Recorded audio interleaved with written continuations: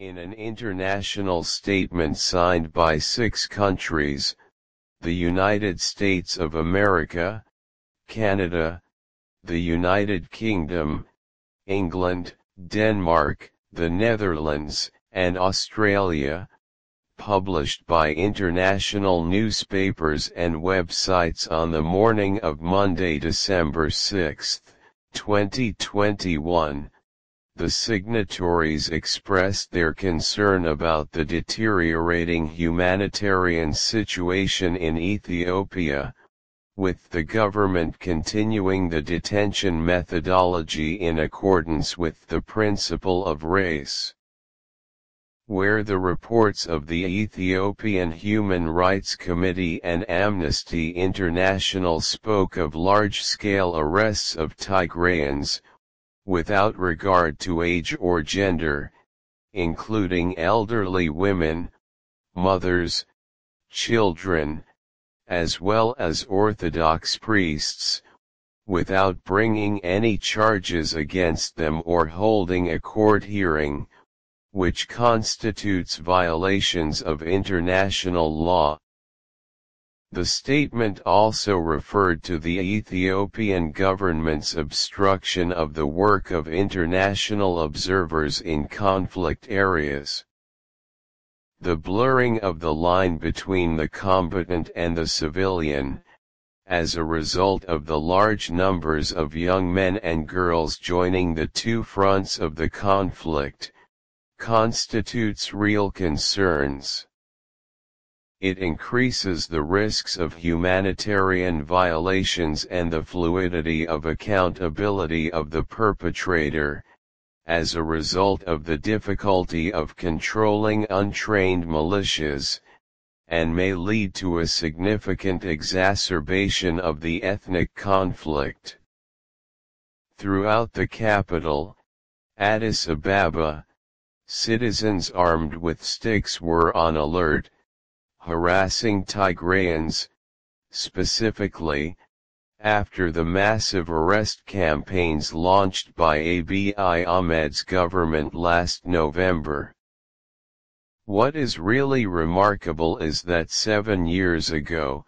Sudanese nationalism in the Benishangul Gumuz region was attacked by the Amhara militia, and all the news and videos related to that were destroyed.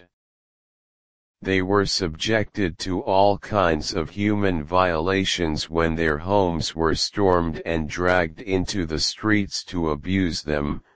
for nothing but their objection to the encroachment and the withdrawal of their agricultural and grazing lands for the benefit of the dam project erected in their territory, all without this matter moving a finger on the international community.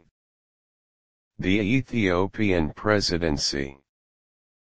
Fair elections or hidden alliances. It should be noted that the position of the president of the Ethiopian state is primarily an honorary position, as all executive powers and powers are entrusted to the prime minister. This position was legislated by the 1987 Constitution of the People's Democratic Republic of Ethiopia.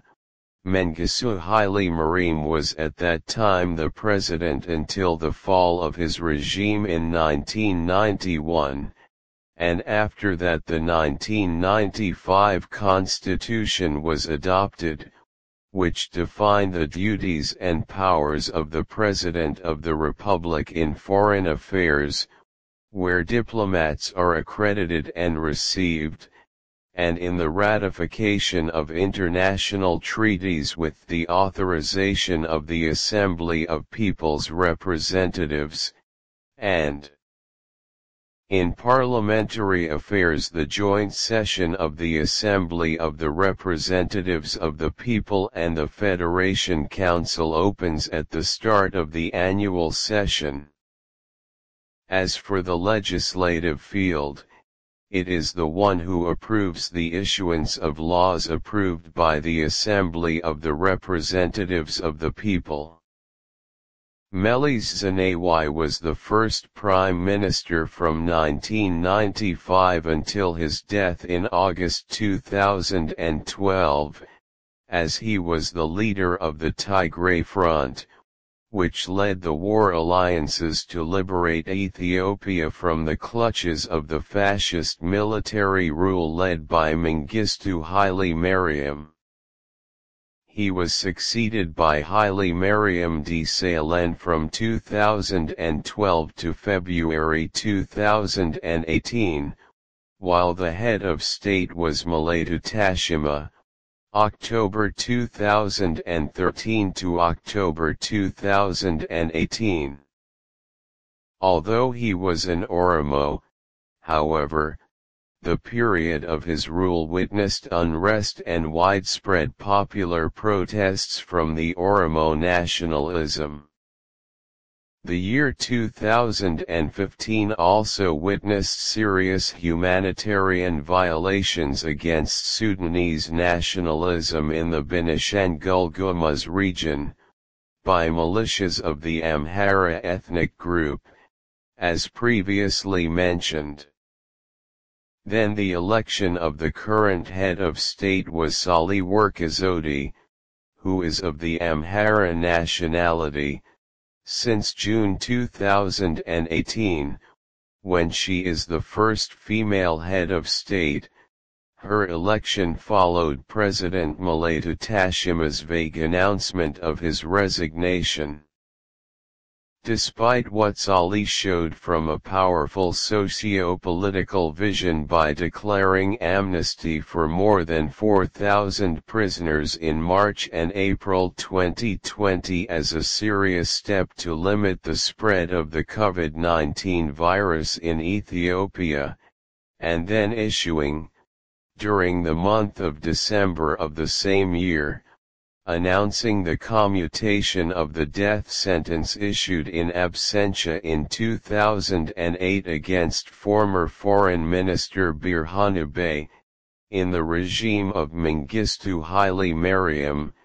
who is also of Amhara nationality, but the timing of her election as Ethiopian president,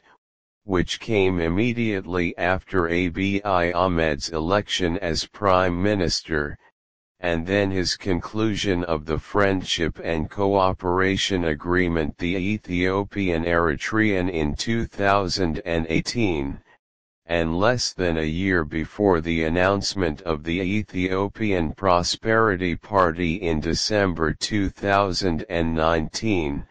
it seems that all this was not a coincidence,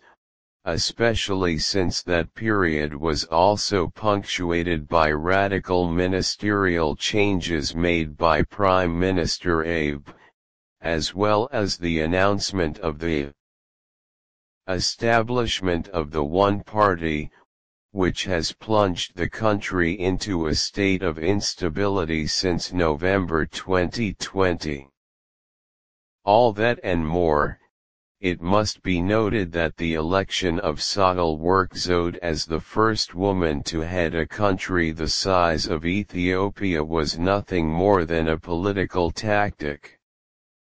In terms of being the first woman to hold the presidency, the Abi Ahmed Center is supported internationally, especially by obtaining many regional and international awards, especially the Nobel Peace Prize, 1 year after Sahle-Work Zewde assumed the presidency. All these awards were not granted by the international community to an African at that record time without great international support, especially that his government included many women who held ministerial portfolios. Assuming women's positions, whether for ministerial portfolios or as head of state, is an inherent right for them, provided that it is not an abuse of the global trend of empowering women. On the internal level,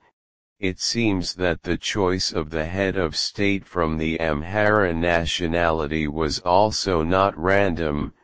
because the Amhara represents the shadow of the legitimate authority historically. Also, her election is a strategic option to court them on the one hand, and to bridge the tension with the Oromo nationalism on the other.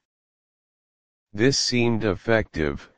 The two nationalities together constituted the majority of the new party, and thus became the political wings of Abiy Ahmed's power. Why hasn't Addis Ababa fallen yet? On the 6th of last October, Abraham Pillay was appointed Minister of Defense in addition to being the second president of the transitional government of Tigray, and 1 month later the forces of the Tigray Liberation Front announced control of the strategic cities in order to besiege the capital. During that time, Abi Ahmed launched an open call for all citizens to take up arms, and as a result more than 200,000 young men and women joined the government's militias from all over Addis Ababa and adjacent provinces. The Ethiopian government announced a few days ago that it had regained control of the cities that were in the possession of the Tigray Liberation Front, in conjunction with the announcement of the leaders of the LTTE tactical withdrawal. Therefore, the popularity of Abiy Ahmed and his party appears to be overwhelming both among the Amhara and the Oromo, who make up the majority of the population of the capital, Addis Ababa. Also, the history of the Tigrayans taking control of the reins of power is not so long ago,